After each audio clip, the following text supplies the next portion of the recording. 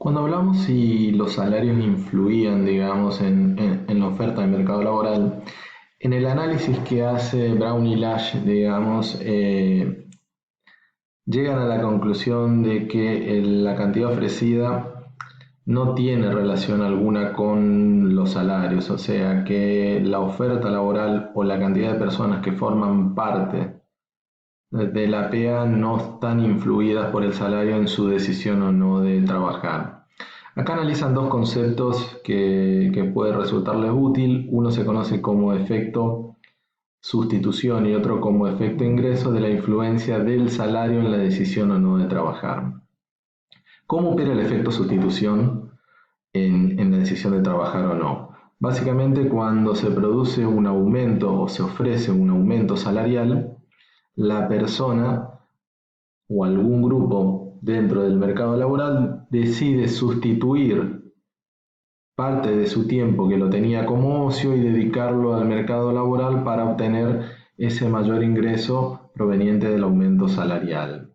Pero se puede dar el efecto contrario, que se conoce como efecto ingreso, y que diga la persona: si recibo un aumento salarial, yo puedo ahora trabajar una menor cantidad de horas que lo que hacía anteriormente y percibir el mismo nivel de ingresos que tenía antes del aumento, con lo cual decido hacer esta opción y en realidad, en vez de tener un efecto positivo sobre el mercado laboral, tiene un efecto negativo.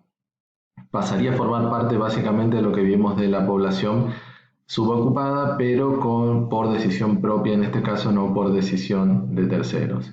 Entonces es interesante analizar efecto sustitución y efecto ingreso y la influencia del salario en la cantidad de trabajo ofrecida. Entonces, según el análisis de Brown y Lash, la cantidad de trabajo no varía cuando los salarios, por eso la curva de oferta de trabajo es totalmente vertical, ¿sí? En la ordenada del origen tenemos el salario y en la abscisa tenemos la cantidad de trabajo ofrecido. La oferta es independiente del salario. Ahora veamos la demanda de trabajo. La demanda de trabajo, o sea, la cantidad de trabajo que las empresas están dispuestas a tomar, tiene pendiente negativa, ya que hay una relación inversa entre el salario y la cantidad de trabajo. Cuanto menor sea el salario que pagan las empresas, mayor van a ser la cantidad de trabajo que están dispuestas a ofrecer o a tomar. Cuanto mayor sea el salario que deban pagar, menor es la cantidad de trabajo que están dispuestos a ofrecer. ¿De dónde surge esta curva de demanda de trabajos? Brown y Lash lo que analizan inicialmente es la demanda de trabajo a nivel microeconómico, o sea, a nivel empresa, y después lo trasladan a nivel macro, o sea, a nivel economía en su conjunto. Y la empresa analiza contratar un trabajador en función de qué, de la productividad marginal del trabajador. El costo de contratar ese trabajador adicional va a estar dado por el salario que le tenga que pagar ese trabajador, y el ingreso que va a producir ese trabajador adicional se lo conoce como productividad marginal del trabajo. Lo que hacen es valorizar esa productividad marginal de trabajo, que va a ser igual a ¿qué? A la cantidad que produce ese trabajador por el precio del producto que está vendiendo la empresa. ¿Hasta cuándo va a contratar la empresa trabajadores? Hasta el punto en que el valor de la productividad marginal del trabajo se iguale con el costo marginal del trabajo, que es el salario de ese trabajador adicional que desean contratar. Por la ley de rendimientos marginales decrecientes, las empresas, ¿sí?, a medida que contratan un mayor número de trabajadores, deberán pagar un salario menor, ya que ese trabajador va a tener una productividad marginal decreciente. Trasladado ese análisis micro que hace de la empresa a la economía, lo que hace es multiplicar la cantidad de empresas que hay vigentes en la economía por el salario que desea pagar la empresa por cada uno de los trabajadores y vamos a tener este análisis de equilibrio en el mercado de trabajo en un contexto macroeconómico. Trasladado a nivel macro, ¿sí? Los salarios que desean pagar las empresas o a los distintos salarios que la empresa están dispuesta a pagar va a ser la cantidad de trabajadores que deseen contratar. A mayor salario, menor cantidad de trabajadores, a menor salario, mayor cantidad. Como cualquier mercado en el que se igualan la oferta y la demanda, se determina el equilibrio y este punto de equilibrio en el cual las empresas a un salario, en este ejemplo, de 1.500 pesos, están dispuestos a contratar 50.000 trabajadores. Si los trabajadores pretenden un salario de 2.000 pesos, las empresas solamente están dispuestas a contratar 30.000 trabajadores, ¿sí? Existiría un exceso de oferta de trabajo que las empresas no estarían dispuestas a absorber. Por el contrario, si el salario fuese de 1.000 pesos, las empresas desearían contratar 60.000 trabajadores, pero la oferta se mantiene fija en 50.000, existiría un exceso de demanda de trabajo. Aquí la diferencia en el pensamiento de cómo se ajusta el mercado laboral al equilibrio entre los clásicos y los keynesianos. Para los clásicos, cuando hay un exceso de oferta de trabajo, dicen que los salarios son flexibles a la baja y podrían bajar de 2.000 a 1.500 para poder retornar al equilibrio. En cambio, si fuese un exceso de demanda, los empresarios estarían dispuestos a subir los salarios a 1.500 para volver a retornar. El pensamiento keynesiano dice que este salario de equilibrio, ¿sí?, puede o no coincidir con un nivel en que la economía se encuentre en el pleno empleo, por lo tanto podría constituir una situación normal del mercado laboral.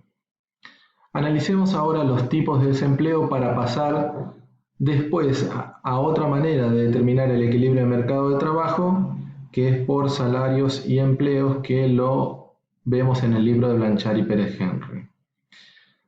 Los tipos de desempleo tenemos el principal, o uno de los principales que ya lo mencionamos anteriormente, que es el desempleo friccional, que es aquel nivel de desempleo en el que una persona deja un trabajo por voluntad propia o es despedido y está en la búsqueda de un trabajo de mejores condiciones. Se considera que es un desempleo de corto tiempo en el cual una persona deja un trabajo y está por agarrar otro. El desempleo estacional tiene que ver más con una cuestión de dónde se realiza la oferta o la demanda laboral y tiene que ver con tipos de trabajos que tienen funcionamiento en determinados periodos del año. Por ejemplo, si se relaciona con el sector primario, o sea, con el campo, tiene que ver con fechas de siembra y de cosecha de los distintos tipos de cultivos que los cuales se realizan en una época determinada del año y en el periodo siguiente, o sea, o en el tiempo siguiente hasta que se realice la próxima siembra o cosecha, el personal no consigue trabajo y se considera desempleado. El coyuntural tiene que ver con situaciones, como definimos coyuntura, que son situaciones de corto plazo que pueden deberse ya sea a factores externos o a factores internos de la propia economía que hacen que el mercado laboral transite por un periodo de inestabilidad. El desempleo tecnológico tiene que ver cómo uno de los factores de la producción, que es la tecnología, reemplaza al factor humano. Cuando se incorporan maquinarias con tecnología moderna, ya se requiere una menor cantidad de trabajadores para producir la misma cantidad de producto, con lo cual se considera por algún momento que la tecnología desplaza al factor humano dentro del mercado laboral. Y el desempleo estructural, que es un desempleo de mayor o de más largo plazo, tiene que ver básicamente con diferencias de cualificaciones entre la oferta y la demanda de trabajo. ¿Qué queremos decir con esto? Que las empresas muchas veces están demandando trabajo calificado, de mano de obra calificada, y la oferta de trabajo existente en ese momento es de mano de obra que no tiene ese nivel de calificación. ¿Cómo se puede sobre cómo se puede solucionar este problema, calificando la mano de obra, pero eso lleva un tiempo bastante largo, con lo cual el desempleo estructural es uno de los empleos que genera mayor inconvenientes dentro de la economía porque no son de resolución rápida y necesitan de un fuerte apoyo de políticas económicas que tengan que ver con la capacitación y la mejora en la cualificación de la fuerza laboral. Ahora pasamos a otra manera de determinar el equilibrio del mercado de trabajo, que no es por oferta y demanda, pero que tiene los mismos resultados y que se conoce como la determinación de los salarios y de los precios. ¿De qué depende básicamente la determinación del salario? La determinación del salario depende de dos factores, o sea, una del poder de negociación que tienen quienes, los empleados para lograr un salario mayor, ¿sí? Y del poder que tenga la empresa para poder decidir si puede subir o no esos salarios. ¿De qué depende el poder de negociación, digamos, que tenga el trabajador? Antes que esto hagamos una mención. Normalmente y en nuestro país los salarios se determinan por negociaciones colectivas. Las negociaciones colectivas son básicamente negociaciones que llevan a cabo los sindicatos o los gremios que nuclean a la mayor parte de trabajadores de un sector con las empresas predominantes o más grandes de ese sector. Lo que salga de esa negociación colectiva es lo que después las industrias que dependen de dicho sector van a tomar como salarios definidos para poder llevarlos adelante dentro de su propia industria. Volviendo al poder de negociación, el trabajador, para que pueda negociar su salario, depende de dos cosas: de la calificación que tenga, o sea, de cuán fácil sea para el trabajador dejar ese trabajo y encontrar otro, y cuán difícil sea para la empresa poder reemplazar ese trabajador si es que se va. ¿Sí? Si es un trabajo de mucha calificación, la empresa estará dispuesta a pagar un salario mayor para poder retener al trabajador, y el trabajador en ese caso podría negociar una mejora salarial. En cambio, también depende de cómo funciona o cómo se encuentra el mercado laboral en ese momento. Si el mercado está cerca del pleno empleo, a la empresa le va a ser muy difícil encontrar en el mercado otro trabajador de iguales características para reemplazarlo, con lo cual va a subir el salario. Si el mercado laboral se encuentra con una tasa de desempleo elevada en ese momento, el trabajador pierde fuerza en su negociación porque la empresa podrá encontrar una calificación de un empleado similar y pagarle un salario igual o menor que el que está pagando actualmente a dicho trabajador.